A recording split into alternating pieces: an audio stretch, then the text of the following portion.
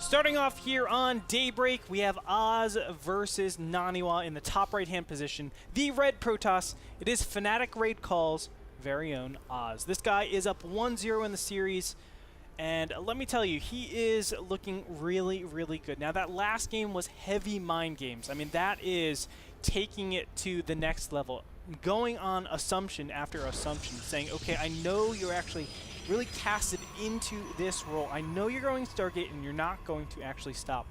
So he said, okay, let's go ahead and abuse it as much as possible. We'll see if his opponent does anything about it here on Daybreak. Naniwa in the bottom left-hand corner as the yellow Protoss needs a little bit of work. It is a best-of-5 series, ladies and gentlemen, so 3 wins earns you the chance to play in playoffs. That's right, Andre, and from the playoffs, you advance to the finals in Long Beach, California. Make sure to pick up your ticket using the promo code LABYTE. Now, we do see that SimCity from Oz is a little bit interesting. Now, the reason why is because, obviously, you might say, it restricts scouting information, but it also blocks a potential cannon rush spot. I don't know if that's necessarily why, but I've been cannon rushed there. And it's kind of annoying because you don't think you can. It's like, oh yeah, he's just walking down the middle line. Oh yeah, maybe he's. Wait, is is that my he pylon? Put up 2 pylons. Wait, that's not my pylon. I was like, wait, that's not my cannon. Wait, why are you killing my probes?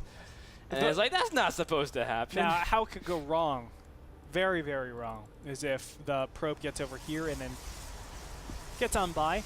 Also, another way it could go wrong, you make a stalker. This has happened to me like countless times. And you actually, for some reason, rally it like over here, and it gets stuck inside. And I'm just like, good God. Well, to be safe, why would I do this? You make it safe against any zealots. Exactly, man. Yo, how cool would it be? How cool would it be is if you actually made this space here for some sort of zealot. In case they proxy. Yeah, in case they proxy. So you just put a pylon down there, and it's like having a cannon. But and then you like have a probe seal the gate by like putting another pylon. That way all your probes are safe. You you just tuck them into a corner and make them all mine from one patch. Frodan, the opposite. You actually reel them in there, okay? And then there's like 4 zealots inside, and then you lock them in.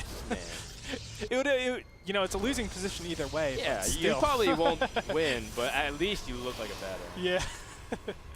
Anyway, over here for Naniwa, again, he's gone very fast gases. 14-15 gas. This is actually the exact thing that I love to do, Frodan. It's my favorite all-time build. It has a little bit of troubles against proxies, but as long as you scout out proxies, you'll be able to eliminate those. It gives you a lot of versatility. Getting these sentries early on actually does kind of mess you up later on, but because you get the gases so early, it's like it's not a big deal. You get a stalker, I get a sentry. If I get 5 sentries, it's impossible for any early game pressure to affect me. What's really cool is that this build looks similar to the Stargate build that Naniwa does. In fact, a lot of people do double zealot, double sentry, and you're able to basically hold off any kind of early double stalker pressure. I was getting a little bit too close.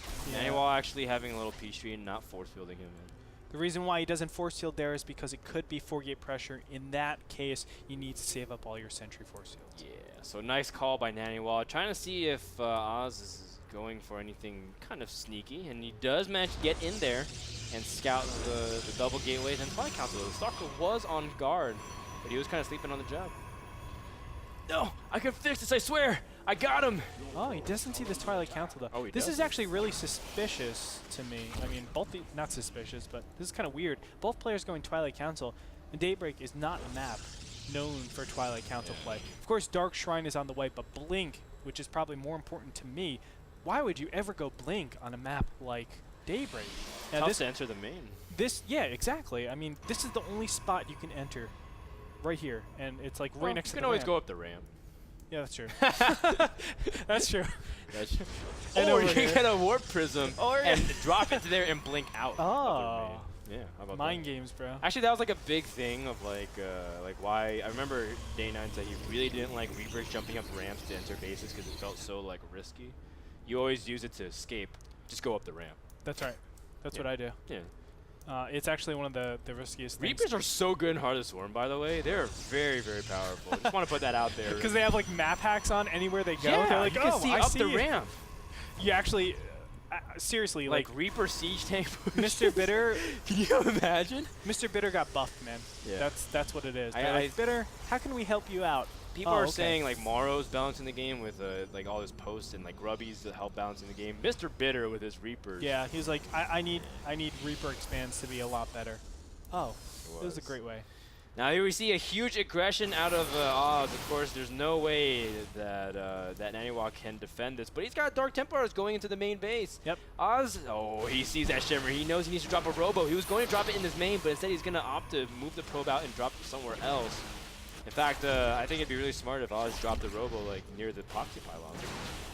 And you know what? Naniwa does this very, very intelligently. Always keep up this constant force field. Wait until you get some power units, and then, or just give yourself enough time to build up enough units to take out all these Blinkstalkers. There is no Robo out in the field.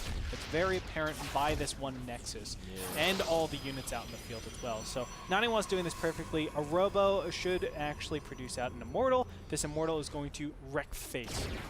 Yeah, Oz losing a lot of probes, though. He's now down to just 16. Naniwa will have a significant economic advantage.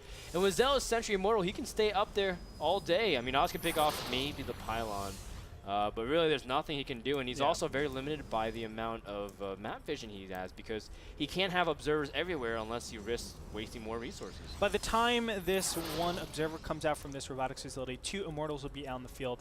That's actually impossible to stop. With all the Zealots, I mean, you need to have the most miraculous force fields. Just cup everything, kill the Immortals, and then kite the Zealots forever. That's not going to happen. Charge is already finished, and you're going to see a very easy fight for Naniwa. Wow. GG. And Naniwa ties it up and sends it to a best of 3. Naniwa, great build choice, and wow, I like that he's playing a series. He's not playing like just individual games. He says, this game I do the same exact thing, but again, this is what we're talking about. Naniwa showing more versatility in his play, and overall seemed very solid.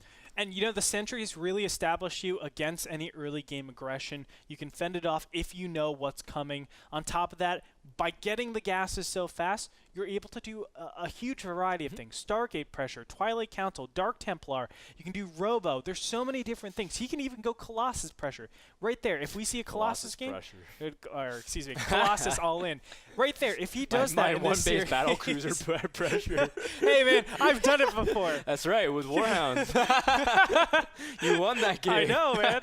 Not because of the battle cruiser. You know, that really shows the variety in Naniwa's play, but not only that, in his build. It's really dangerous. And for Oz to actually win this series, he's going to have to start standardizing a little bit more, because you don't want to be shooting in the dark. Get that Robo out, get that Observer out, and see what Naniwa is doing.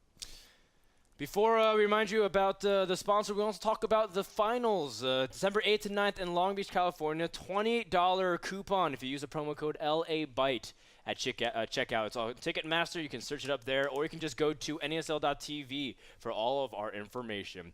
Next, we also want to thank the sponsor of that game, Stamps.com, and NESL.tv/P/Stamps for hassle-free postage from your PC. When we come back, game number 3, the midway point of the series, the turning point. We'll find out what happens right after this.